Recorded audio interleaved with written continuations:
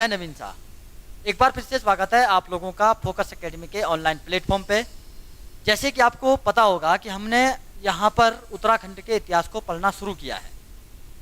उत्तराखंड का इतिहास हमें बहुत इम्पोर्टेंट रहता है एग्जाम के लिए। यहाँ पर हमने इससे पहले 4 पार्ट को अपलोड किया है। यदि आप लोगों ने वो पार्ट नहीं देखे हैं तो आप उन पार्टों को देख सकते हैं। उसमें हमने महाराजा अजय पाल के बारे में चर्चा कर रखी है। अजय पाल काफी प्रसिद्ध शासक हुआ करता था। आपके पंवार वंश का सबसे शक्तिशाली शासक हुआ करता था पंवार वंश का।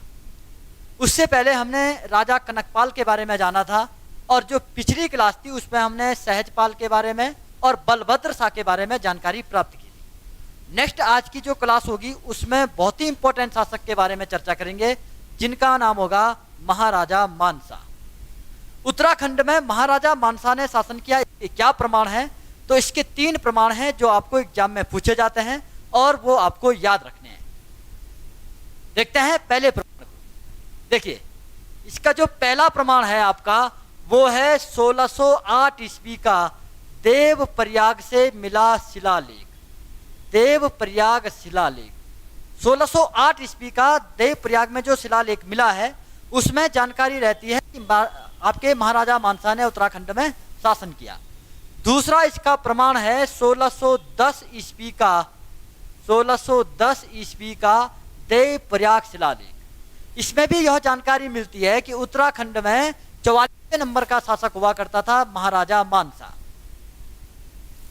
तीसरे की ओर चर्चा करते हैं। देखिए, तीसरा प्रमाण है, ऐसा कहा जाता है इतिहासकारों के द्वारा कि 1608 से लेकर के 1608 से लेकर के 1611 ईस्वी के बीच उत्तराखंड में एक प्रसिद्ध यूरोपीय यात्री विलियम फिंच का आगमन हुआ। प्रसिद्ध यूरोपीय यात्री विलियम फिंच का आगमन हुआ। विलियम फिंच का आगमन हुआ। विलियम फिंच ने एक पुस्तक लिखी है early travels in India. Early travels in India, उसमें बताया गया है द अर्ली ट्रेवल्स या early travels in India. The early travels in India Finch के द्वारा बताया जाता है कि जब मैं यूरोप से भारत गया तो वहां पर मैंने देखा कि गढ़वाल में एक काफी प्रसिद्ध शासक जिसका नाम मानसा हुआ करता था वो शासन में था। इसकी राजधानी श्रीनगर हुआ करती थी। और उसने एक इंपॉर्टेंट फैक्ट बताया। उसने बताया कि जो ये राज्य हुआ करता था वो आपका यमुना से लेकर के गंगा के बीच फैला हुआ था। यमुना से लेकर के गंगा के बीच फैला हुआ था। विलियम फिंच बताते हैं कि आपकी इस राज्य की जो लंबाई थी वो 300 किलोमीटर थी और जो चौड़ाई थी वो 150 किलोमीटर थी। जब डायरेक्टली फैक्ट पूछेगा कि विलियम फिंच के अनुसार उत्तराखंड की लंबाई और चौड़ाई कितनी थी, या फिर गढ़वाल राज्य की लंबाई और चौड़ाई कितनी थी, तो विलियम फिंच के अनुसार गढ़वाल की जो लंबाई थी, जो राज्य की जो लंबाई थी वो 300 किलोमीटर एवं जो चौड़ाई थी आपकी वो आपकी 150 किलोमीटर थी। ऐसा विलियम फिंच के द्वारा बताया जाता है। तो ये 3 प्रमाण आपको याद रखने हैं कि महाराजा मानसा का 1608 का शिलालेख, महाराजा मानसा का 1610 का शिलालेख, महाराजा मानसा के बारे में विलियम फिंच बताते हैं the yearly travels in India में कि उन्होंने 1608 से 1611 तक यहाँ पर यात्रा की और उनके द्वारा बताया गया कि ये राज्य बहुत ही समृद्ध हुआ करता था। इस समय यहाँ का जो दरबारी जो शासक हुआ करता था या फिर जो पूरा का पूरा जो दरबार हुआ करता था वो आपके सोने के बर्तनों पर खाना खाता था। सोने के बर्तनों पर खाना खाता था। तो किसके द्वारा बताया गया है कि सोने के बर्तनों पर राजा मानसा ने या फिर राजा मानसा के दरबारी खाना खाया करते थे? वो है आपका विलियम फिंच।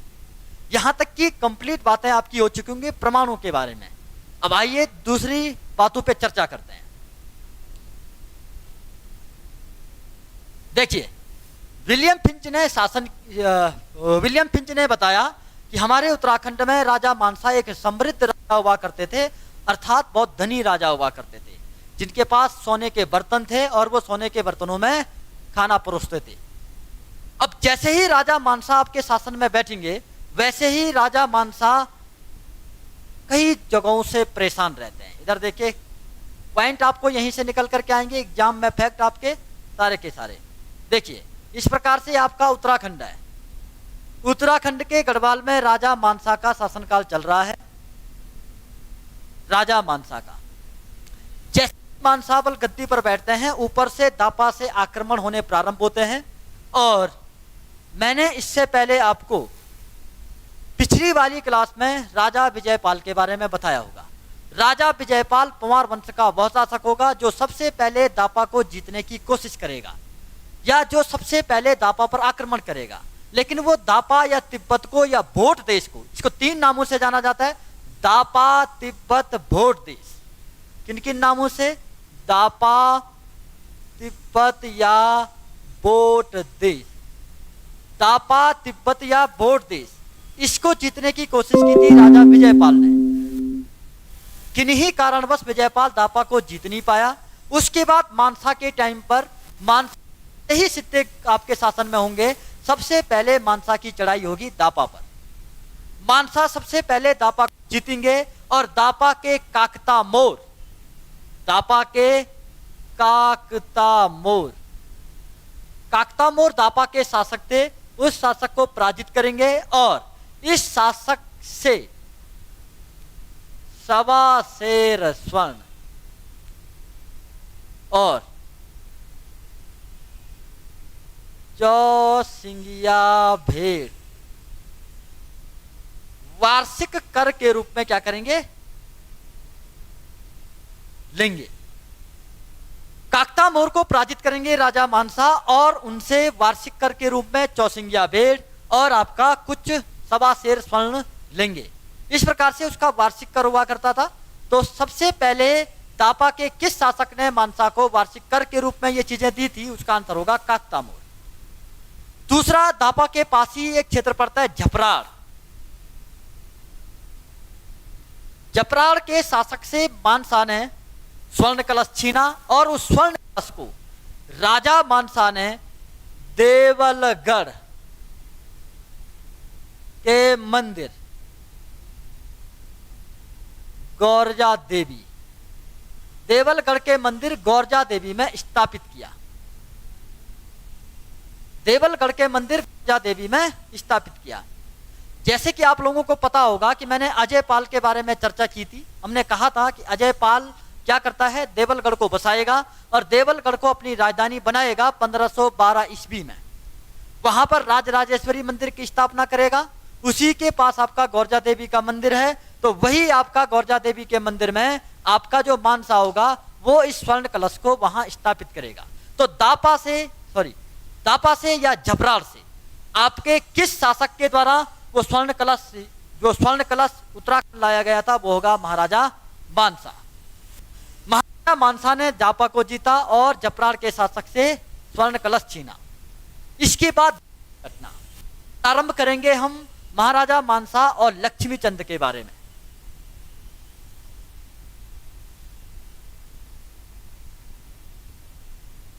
देखिए, दापा को जीतने के बाद महाराजा मानसा चैन की नींद नहीं सोया। महाराजा मानसा ने सामना किया किसका? लक्ष्मी चंद का। पहले जरा लक्ष्मी चंद के बारे में जानकारी प्राप्त कर लेते हैं। 46वें नंबर का चंद शासक हुआ करता था लक्ष्मी चंद। लक्ष्मी चंद एक शासक ही नहीं, एक निर्माता भी हुआ करता था। एक बाग बगीचे के लिए भी आपका फेमस है, अर्थात उसने अपनी शासनकाल में बाग बगीचे भी लगाए हैं।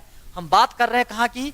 तो हम बात कर रहे हैं आपके उत्तराखंड में कुमाऊं चंद वंश की।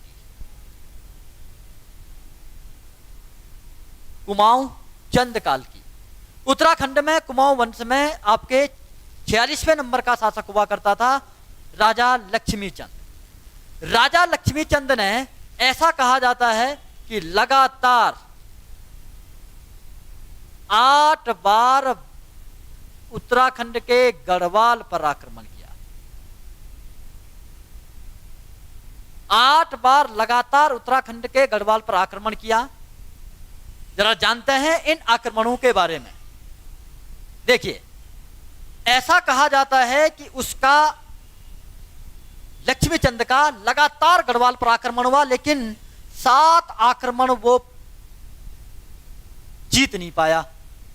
अर्थात लक्ष्मीचंद ने 8 आक्रमण किए, 8 में से 7 बार उसको पराजय का मुंह देखना पड़ा, और लास्ट जो अंतिम युद्ध होगा 8वां, वो उस युद्ध को जीत जाएगा। ऐसा कहा जाता है मित्रों कि 1597 से लेकर के 1611 ईस्वी तक ये युद्ध हुए। कहां पर? गढ़वाल में। तो 7 बार आक्रमण किया आपके लक्ष्मीचंद ने। और मैं अगर बात करूंगा 7वें आक्रमण की, तो 7वां आक्रमण आपका पयनो दुर्ग पर था। पयनो दुर्ग, ऐसा कहा जाता है कि वहां पर पयनो दुर्ग पर 7वां आक्रमण हुआ। और इसमें आपको एक विशेष फैक्ट याद रखना है। ऐसा कहा जाता है कि यहां पर मानसा सेनापति नंदी ने चंदू को हराते हराते, या फिर चंदू को परेशान करते करते, चंदू की सेना को बुरी तरीके से पराजित करते करते कहां तक पहुंचा दिया था? चंपावत तक। ऐसा कहा जाता है कि नंदी उसका सबसे प्रसिद्ध आपका सेनापति हुआ करता था, राजा मानसा का। राजा मानसा के नंदी सेनापति ने यहां तक कहा जाता है इतिहासकारों के द्वारा कि चंपावत को तक अपने अधीन कर लिया था। लेकिन मित्रों, ये एक छोटी मोटी झड़पें थी, इसका कोई ज्यादा असर गढ़वाल पे ना कुमाऊं पे हुआ। मुख्य बात यहां पर यह है कि 7 आक्रमण जो हुए लक्ष्मीचंद के गढ़वाल पर, उन 7 आक्रमणों में लगातार लक्ष्मीचंद को पराजय देखने को मिली।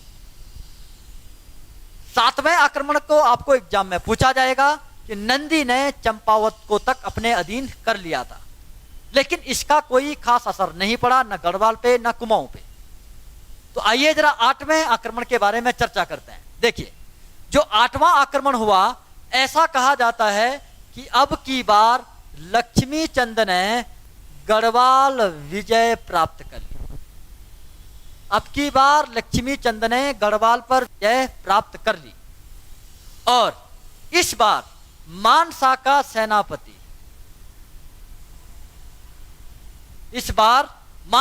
सेनापति खतर सिंह मारा गया। इस बार मानसा का सेनापति खतर सिंह मारा गया। और दोस्तों, यहीं से कहानी होती है शुरू आपके कुमाऊं शासन में, या फिर कुमाऊं में खतड़वा त्योहार, उत्सव या त्योहार।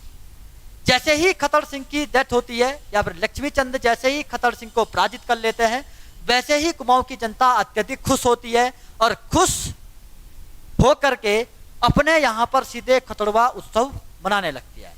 आज भी दोस्तों कुमाऊं में खतड़वा त्योहार मनाया जाता है, और शरद ऋतु के आरंभ पर इस त्योहार का आयोजन कुमाऊं में किया जाता है। तो खतड़वा त्योहार कहां से आया है?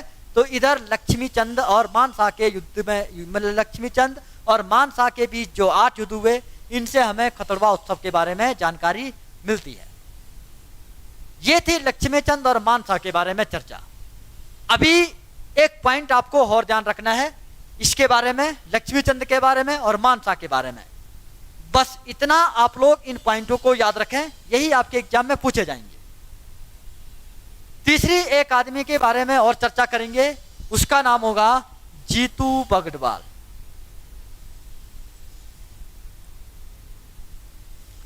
ऐसा कहा जाता है कि जब मानसा ने बोट देश को जीता था, तो बोट देश को जीतने के बाद वहां का फौजदार नियुक्त किया था जीतू बगड़वाल। और मित्रों, जीतू बगड़वाल वहां का फौजदार तो था, लेकिन उत्तराखंड में जीतू बगड़वाल की क्या पवाड़े हैं, या फिर जीतू बगड़वाल की क्या लोक कथाएं हैं, यह भी आपको ध्यान होना चाहिए। जीतू बगड़वाल ऐसा कहा जाता है कि बगुड़ी टिरी का निवासी था। बांसुरी वादक और अपनी कत काठी के लिए प्रसिद्ध हुआ करता था जीतू बगड़वाल। ऐसा माना जाता है कि जीतू बगड़वाल बगुड़ी के सेरा में हल जोत रहा था और हल जोतते जोतते अपने बैलों सहित पृथ्वी में समा गया था। यहीं से ही उसके पवाड़े प्रारंभ होते हैं आपके गढ़वाल में, जीतू बगड़वाल के। लेकिन दोस्तों एक दूसरी थ्योरी भी इसमें मिलती है। इतिहासकार मानते हैं कि ऐसा कुछ भी नहीं हुआ। राजा मानसा के टाइम पर जीतू बगड़वाल अपनी कदकाठी एवं सुंदरता के लिए लोकप्रिय था, जिस कारण दरबार की जो रानियां या फिर दरबार की जो भी महिलाएं हुआ करती थी वो इसके प्रति आकर्षित हुई। और जैसे ही ये बात राजा मानसा को पता चली तो राजा मानसा ने अपने एक आदमी नारायण भट्ट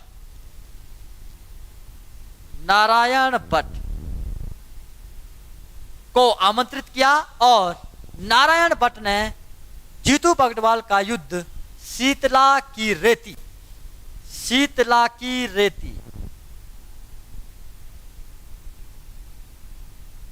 नारायण भट्ट ने जीतू बगड़वाल का युद्ध शीतला की रेती में कर दिया।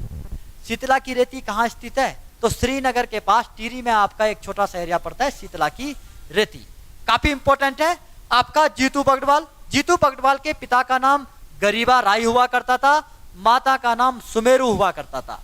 जीतू बगड़वाल का एक भाई और एक बहन हुआ करती थी। भाई का नाम सोबनू और बहन का नाम सोबनी हुआ करता था। आजकल एग्जाम में ट्रेड बढ़ चुका है, कभी मौलाराम के पिता, कभी श्रीदेव सुमन के पिता, कभी जो है आपके सुमित्रा नंदन के पिता, कभी जीतू बगड़वाल के पिता, कभी जीतू बगड़वाल की माता। ये नाम आपसे जरूर पूछे जा सकते हैं, तो याद रखें गरीबा राय और सुमेरु ये इसके माता पिता हुआ करते थे। और क्यों फेमस था आपके? तो प्रसिद्ध जो मतलब आपका बांसुरी वादक था उत्तराखंड में उस समय का जीतू बगड़वाल था और अपनी कदकाठी के लिए प्रसिद्ध हुआ करता था, मतलब अपनी सुंदरता के लिए प्रसिद्ध हुआ करता था आपका जीतू बगड़वाल। मानसा के दो फैक्टों पे हमने चर्चा कर ली है, दापा आक्रमण और लक्ष्मी चंद का गढ़वाल पर आक्रमण। लक्ष्मी चंद के गढ़वाल पे आक्रमण के बारे में आप सारे फैक्ट पता कर चुके हैं। अब इसके बारे में कुछ इंपॉर्टेंट बातें और कर लेते हैं।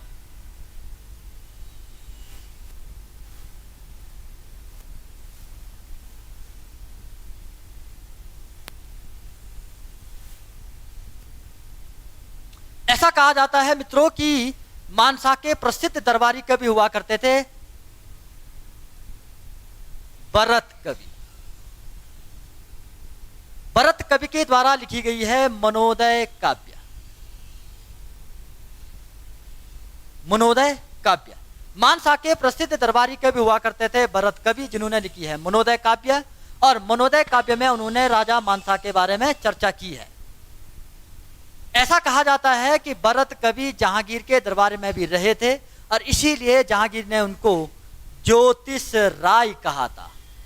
जहांगीर ने भरत कवि को ज्योतिष राय कहा था। इतिहासकार मानते हैं ऐसा कुछ भी नहीं है। कुछ लोग मानते हैं कि यह बात सत्य है और कुछ लोग मानते हैं कि आपका जो ये ज्योतिष राय था वो दूसरा था।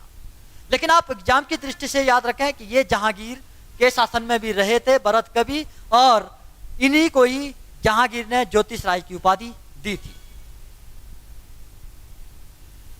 जहांगीर के समकालीन मानसा हुआ करते थे और लक्ष्मीचंद के समकालीन मानसा हुआ करते थे। ये मानसा के संबंधित काफी इंपॉर्टेंट फैक्ट थे जो आपने अभी जाने।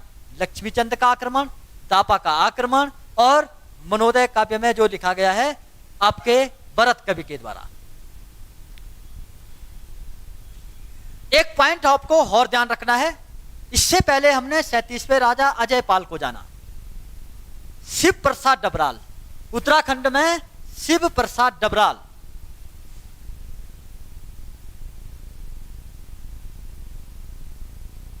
शिव प्रसाद डबराल उत्तराखंड के चारण कहे जाने वाले शिव प्रसाद डबराल उत्तराखंड के प्रसिद्ध इतिहासकार हैं, चारण इतिहासकार हैं आपके शिव प्रसाद डबराल, जिन्होंने कहा